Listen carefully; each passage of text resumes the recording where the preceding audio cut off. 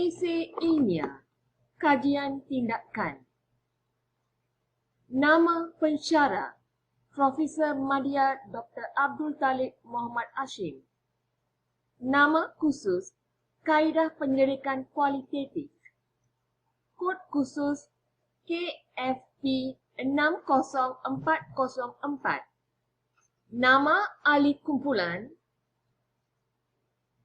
saya Puan Kantalishmi Anak Perempuan Ramanaidu, Puan Ratna Devi Anak Perempuan Simachalam.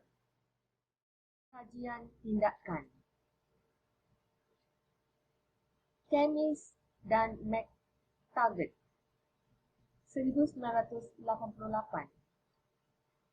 Kajian tindakan merupakan satu bentuk inkuiri, refleksi kendiri yang dilakukan secara kolektif. Dilakukan oleh peserta yang berada dalam sesuatu situasi sosial bertujuan meningkatkan kerasionalan dan keadilan amalan-amalan kemasyarakatan dan pendidikan mereka sendiri, di samping meningkatkan kefahaman mereka tentang amalan-amalan itu serta situasi di mana amalan itu dilakukan. Ebut 1985. Kajian tindakan merupakan sesuatu pengkajian yang sistematik oleh sekumpulan pengamal terhadap usaha-usaha untuk mengubah dan memperbaiki amalan pendidikan melalui tindakan praktis mereka sendiri serta refleksi terhadap kesan atau akibat tindakan tersebut. McNish 1988. Kajian tindakan adalah satu pendekatan untuk memperbaiki atau meningkatkan kualiti pendidikan melalui perubahan dengan menggalakkan guru-guru menjadi lebih sedar tentang amalan mereka sendiri, menjadi kritis terhadap amalan-amalan tersebut dan bersedia untuk mengubahnya. Ia melibatkan guru dalam inkuiri yang dijalankan oleh mereka serta melibatkan guru-guru lain bersama.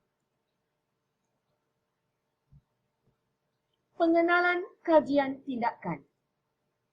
Kajian tindakan merujuk kepada penyelidikan ke atas amalan oleh pengamal, baik secara individu maupun bersama pengamal lain, untuk mengubah dan menambah baik amalan sedia ada. Dalam bidang pendidikan, pengamal boleh terdiri daripada seorang guru, pentadbir atau seseorang kaunselor sekolah atau individu lain yang terlibat dalam proses pengajaran dan pembelajaran.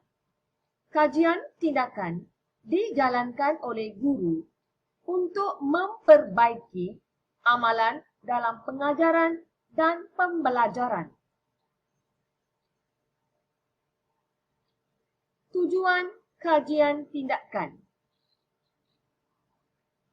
Kajian tindakan bertujuan untuk memperbaiki amalan pengajaran, memperbaiki atau meningkatkan kefahaman terhadap amalan pengajaran dan memperbaiki situasi di mana pengajaran dijalankan. Nombor 1. Membantu guru menangani cabaran berhubung dengan amalan pengajaran dan pembelajaran. 2. Meningkatkan daya keyakinan diri melalui usaha kolaborasi dan secara tidak langsung boleh menambah baik prestasi dan kepuasan kerja. Menjadi ejen perubahan dengan membuat refleksi dan menganalisis kekuatan serta kelemahan diri. 3. Memperkembangkan profesionalisme guru khususnya dalam mengenal pasti teknik atau kaedah pembelajaran yang berkesan. 4. Kepentingan kajian tindakan sebagai asas untuk membuat keputusan berasaskan data, sumbangan kepada perkembangan profesionalisme guru. Kepentingan kajian tindakan. Kajian tindakan mempunyai beberapa kepentingan kepada guru-guru di sekolah kerana di sini guru memainkan peranan sebagai seorang penyelidik yang mengkaji sistem PDPC, iaitu pembelajaran dan pemudahcaraan di kelas. Pelaksanaan kajian tindakan di dalam kelas ini bertujuan untuk meningkatkan keberkesanan pengajaran guru, meningkatkan prestasi pencapaian murid, mengatasi masalah pembelajaran dalam menguasai kemahiran dalam sesuatu subjek, membantu murid mencapai tahap cemerlang dalam sesuatu mata pelajaran. Selain itu, kajian tindakan bertujuan untuk menangani masalah pembelajaran khususnya yang berkaitan dengan pencapaian rendah dalam kalangan murid. Ciri-ciri kajian tindakan dilakukan oleh guru atau pendidik dalam konteks tugas seharian atau dalam konteks mata pelajaran dan kelas yang mereka ajar.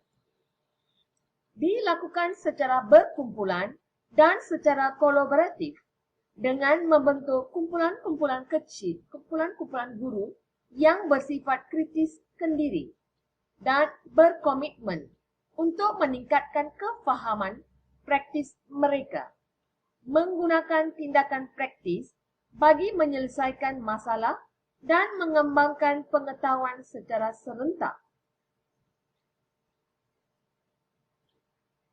Pengkaji terlibat secara langsung dalam usaha memperbaiki amalan pendidikan dan menambahkan kefahaman terhadap amalan tersebut. Banyak menggunakan aktiviti atau kaedah refleksi kendiri. Dilakukan secara sistematik atau rigorous. Dilakukan secara berterusan, berkembang mengikut kitar refleksi kendiri, iaitu tinjauan, perancangan, pelaksanaan, dan renungan atau refleksi.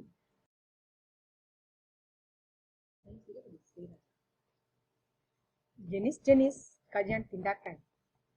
Terdapat 3 jenis kajian tindakan, iaitu pertama, kajian tindakan teknikal, kajian tindakan praktikal, kajian tindakan bebas. Proses kajian tindakan. Ada 5 proses penting dalam melaksanakan kajian tindakan, iaitu idea permulaan,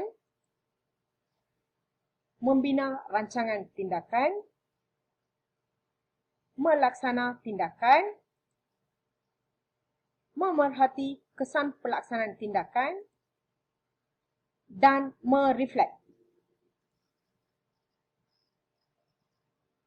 Proses kajian tindakan. Kajian tindakan dimulakan dengan langkah mengenal pasti aspek amalan, iaitu idea permulaan. Suatu kajian tindakan bermula dengan satu idea bahawa suatu perubahan atau penambahbaikan diperlukan dalam amalan guru.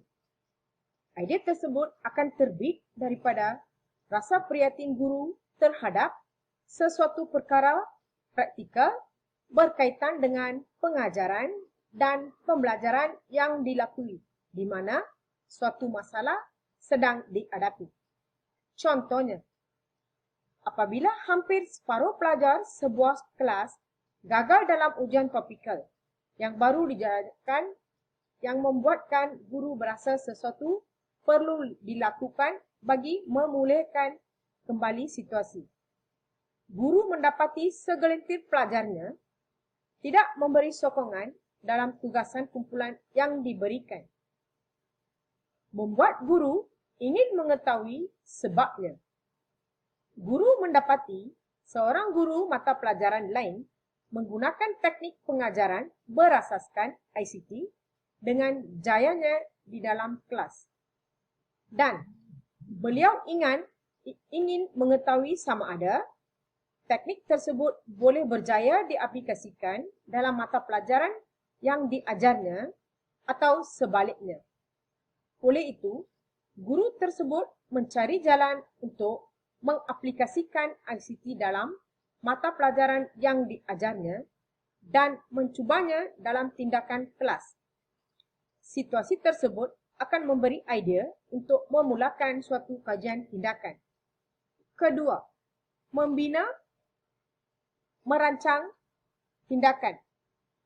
Setelah mendapat idea awal untuk mulakan langkah kajian tindakan, penyelidik iaitu guru perlu membina rancangan untuk bertindak ke arah pembaikan. Sebagai permulaan, guru perlu menilai situasi sedia ada bagi mendapatkan maklumat yang akan membantunya merancang tindakan yang bakal diambil. Contohnya, apabila hampir separuh daripada sekumpulan gagal dalam ujian topikal yang ditadbir, maklumat terperinci diperlukan tentang soalan-soalan yang gagal dijawab oleh kumpulan pelajar berkenaan. Maklumat ini dapat diketahui dengan merujuk kepada isi kandungan yang gagal difahami oleh pelajar, sehingga tidak dapat menjawab soalan yang berkaitan dengan topik berkenaan dalam ujian topikal. Kemudian, berdasarkan maklumat yang terkumpul, guru boleh membentuk soalan penyelidikan. Soalan nombor 1, apakah aspek-aspek yang belum difahami oleh pelajar tentang topik yang diajar?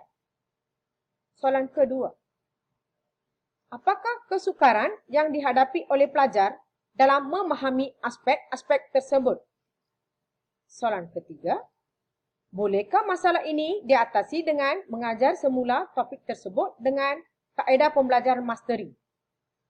Setelah soalan-soalan penyelidikan dibentuk, guru perlu membina suatu kerangka penyelidikan. Bagi kelas yang terlibat, beberapa ujian diagnostik perlu dibina bagi mengesan kelemahan pelajar serta beberapa contoh yang lebih mudah digunakan dalam pengajaran semula. Kemudian, satu ujian setara dengan ujian topikal hendak dirangka bagi memastikan sekurang-kurangnya 80% daripada pelajar dapat menjawab kesemua soalan yang dikemukakan. Langkah ketiga pula, melaksana tindakan ataupun implementasi. Setelah membina rancangan tindakan, tiba masanya bagi pelaksanaan. Guru perlu menyimak kembali kertas jawapan pelajar bagi mengenal pasti soalan-soalan yang gagal dijawab oleh kebanyakan mereka. Diikuti oleh ujian diagnostik bagi mengesan kesukaran serta kekeliruan yang dihadapi oleh pelajar tentang topik yang diajar. Setelah itu, penyelidik akan mengajar semula topik berkenaan dengan memberi contoh-contoh yang lebih mudah difahami oleh pelajar serta disertai dengan latihan dan bimbingan bagi setiap pelajar secara individu. Seterusnya, langkah keempat, merangkumi, memerhati kesan pelaksanaan. Semasa tindakan sedang diambil, guru akan mula mengesan perubahan dalam kalangan pelajar terbabit jika ada. Tindakan yang diberikan oleh pelajar semasa pengajaran semula yang memberi fokus terhadap aspek-aspek yang sukar difahami akan memberi maklum balas kepada penyelidik. Akhir sekali, keputusan ujian setara tentang topik yang diajar akan memberi maklum balas sama ada tindakan yang dilaksanakan berjaya mengurangkan sebilangan pelajar yang gagal kepada hanya 20% daripada keseluruhan pelajar. Langkah kelima, iaitu langkah akhir, refleksi. Kesan yang berlaku dalam sesuatu penyelidikan, walaupun positif, masih boleh dipertingkatkan lagi. Hal ini dapat dilakukan melalui refleksi yang dapat membantu guru mengenal pasti kelemahan dalam ujian diagnostik yang tidak dapat mengesan kelemahan tertentu dalam kalangan pelajar. Di samping itu, pelajar mungkin gagal menjawab aspek-aspek lain dalam ujian setara, berikutan kefahaman pelajar yang tidak kekal untuk tempoh masa panjang. Secara amnya, penyelidik perlu mencari idea untuk mengatasi masalah kefahaman dan ini akan menjurus kepada satu lagi pusingan penyelidikan baru yang perlu dirancang untuk tindakan semula. Maka boleh disimpulkan bahawa satu gelung tidak mencukupi untuk mencapai sesuatu objektif. Jadi kita perlu meneruskan kita punya kajian sehingga mencapai apa yang kita ingini. Elemen lingkaran.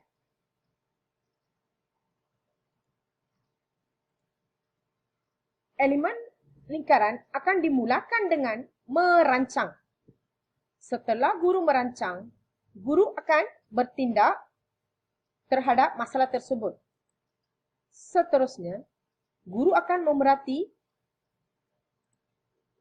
Akhir sekali, guru akan membuat refleksi, iaitu mereflek, untuk meninjau jawapan yang didapati.